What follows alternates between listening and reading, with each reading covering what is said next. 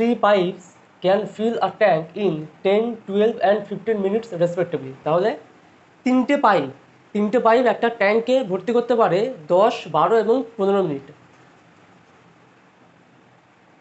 If all the 3 pipes working together, then in how many times the tank will be filled? তাহলে যদি তিনটে পাইপকেই একসঙ্গে খুলে দেওয়া হয় তাহলে কত সময় ট্যাঙ্কটা সম্পূর্ণ ভর্তি হবে। এক্ষেত্রে আমরা খুব সহজে একটা শর্ট ট্রিকের মাধ্যমে সেকেন্ডের মধ্যে অঙ্ক বার করে ফেলবো, উত্তর বার করে ফেলবো। কীরকম? এখানে তিনটে পাইপের সম্বন্ধে দিয়েছে, তাহলে উত্তর হবে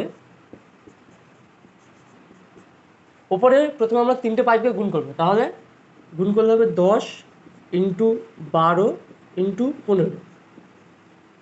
আর নিচে কি হবে? নিচে হবে তিনটে পাইপই হবে, কিন্তু আমরা তিনটে পাইপকে একটার সঙ্গে আরেকটাকে গুণ করব। মানে কেমন? প্রথমটা হবে A × B, মানে 10 × 12, 10 × 12। তারপরেরটা কী হবে? 10 × 15, A × C, 10 × 15। তারপরেরটা কী হবে? তারপরেরটা হবে B × C, 12 × 15।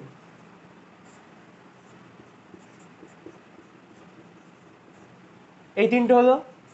এই তিনটেকে আমরা প্রথমে গুণ করব।